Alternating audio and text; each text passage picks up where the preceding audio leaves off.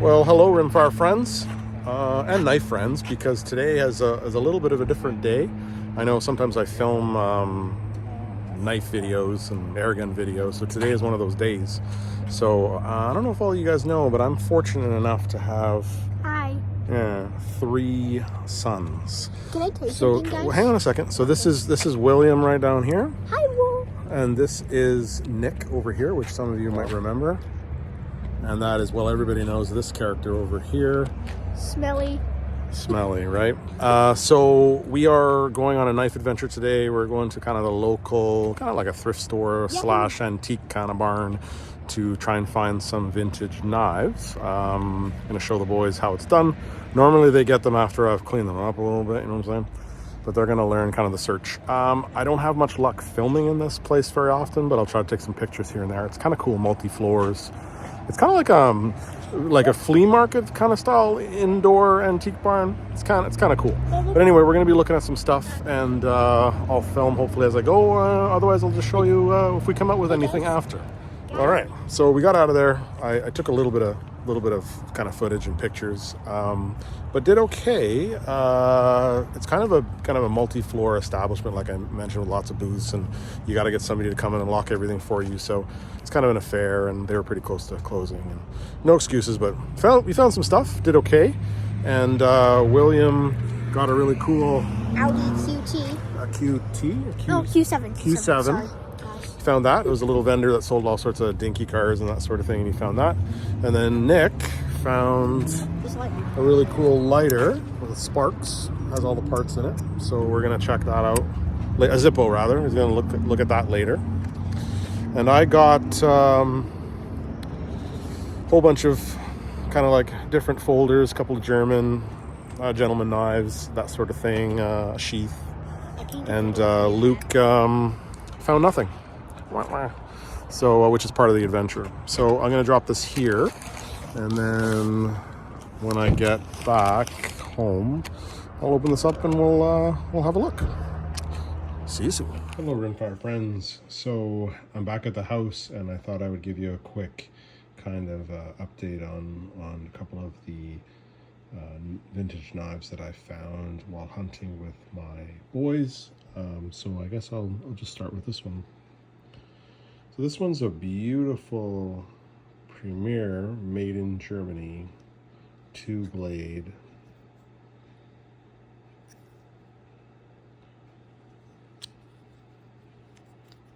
Kind of like trapper, slimline trapper. It's actually quite large. Jig bone, I believe, although there is a crack in one of the scales.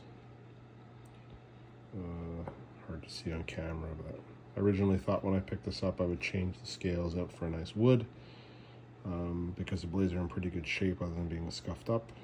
Brass liners. Just an absolute beautiful knife. I really like this one. Now this one, second one here, has a kind of like a soft spot for me, because this is a kind of unusual to see. This one's quite old. This is a Boker, or a Boker product. This is a Dorwall, H. Dorwall. So these were a Canadian kind of line of Boker knives sold exclusively in Canada. So you do see them here in Canada. I collect them. I have quite a few. This is a particularly old one with bone scales. In pretty good shape. There's a crack here, but like an age crack, solid. Got some well-worn blades. Spay. Excellent snap for the most part on them. But of course, some serious wear. Brass liners as well. This is it's hard to describe, but the feel on this one is very nice. I think the main pivot pin in this one, you can see here, the snap is good, spring tension's good, but the pivot pin is worn. I think it needs to be changed. And of course the main blade has had some significant wear. Still razor sharp, but otherwise just a beautiful knife. Absolutely gorgeous. Really like this one. The like I said, the feel is, when comparing the two, the feel on this one is super nice in your hand. Just a nice tactile feel to it. This one's kind of a cool knife too. I picked this one up. So this one I picked up on the cheap, actually. This was $6, I think, or $4. Both blades have been broken, as you can see. But this one's kind of a really unusual knife. Pretty rare to see wood handles on a knife of this vintage. This is probably approaching 90 years old, 85, 90 years old, with some very significant patina wear on the edge. But this is a Humphreys blade from England. And I would urge you guys to just pull up some kind of information on Humphreys. Some serious snap on it too, very cool. Because beautiful secondary blade as well. What's cool about Humphreys is Humphreys had some seriously questionable business practices when they were in full swing, and kind of interesting to read about their business practices back in the day. They were fined a couple of times for kind of infringing on neighboring companies' patents, etc. But just a beautiful, beefy knife. And again, this is kind of like the Dorwall. Just a very beautiful tactile, the way it feels in your hand. It's just excellent. And the kind of thing you overlook, the obviously significant wear and damage to the blades, although snap is significant. And lots of usable life left, of course, but you're missing quite a bit of real estate there. But for $6 or $4 or whatever it was, I'm not going to complain. Really heavy knife. There's another really nice one here. Like I collected gentleman knives for years. I have probably more gentleman's knives than anything else. I really enjoy this kind of size and pattern. So you have a nice celluloid or early plastic scale, nickel silver bolsters. This one's had some damage to the main blade, which so many of them do, and kind of a rough repair, which I think I'm going to address, but excellent snap, zero kind of blade play in any direction. It's a German one, if I remember. Still needs some work, but otherwise it's just a beautiful knife. Half stop. Pen blade's pretty good. Again, took an edge really well.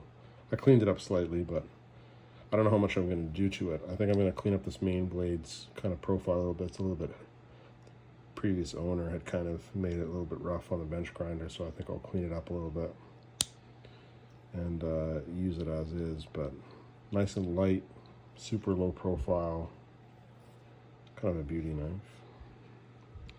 And my final and favorite is this guy right here. When I started collecting vintage pocket knives, I collected genuine mother of pearl knives. I just think they're absolutely beautiful in a gent's knife. So this is a mother of pearl, genuine mother of pearl, easily 100 years old. This one's in absolutely amazing condition, although I did clean it up a little bit before. You can see the tang stamp there. This is also a Dorwall, so it'll be a Boker product. The two-piece is nice because, two-piece scales rather, because with the separation in between it, it actually makes mother of pearl kind of last a little bit longer. It doesn't flex well, obviously, mother of pearl, so a lot of the vintage knives I have cracks in them.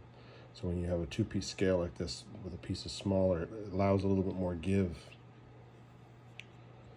So this turns out to be a very nice, that's probably one of the reasons it's lasted as long as it has. But just beautiful iridescence in that mother of pearl.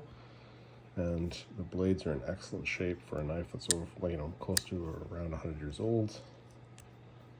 Pen blade is excellent, just a little bit of corrosion there. But excellent snap on it.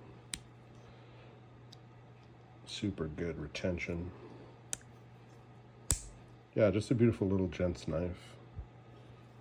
Super sweet to carry in the pocket. So these were the result of my haul with the boys, and all in all here, you're looking at, I don't know, it's less than $40 I spent for all of these and I still have some cleaning up to do on them. My original thought with this, because of the crack, which is here, sorry, you can see the crack there. I could certainly epoxy that or glue it, but my original thought was I would just change the whole scales to maybe an exotic wood or something, because the blades are in such excellent shape and haven't been sharpened into oblivion considering its age. And I collected Premier for a long time, and I really like the steel that Premier uses. I can't think of a better company for producing such a nice edge for such little effort. So this is a super nice knife, very slicey, nice kind of profile on the blade.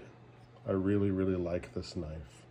It definitely needs some pivot work. As you can see, the snap is gonna, but it's got some wear, some looseness at the lock position. Is probably from a worn pivot.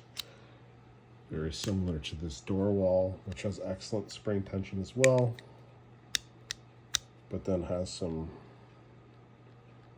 mild looseness, and that's usually due to a worn pivot. So I don't know, just a little bit of work to do, or not. This one I absolutely love because of the feel of the handles. So probably leave it as is.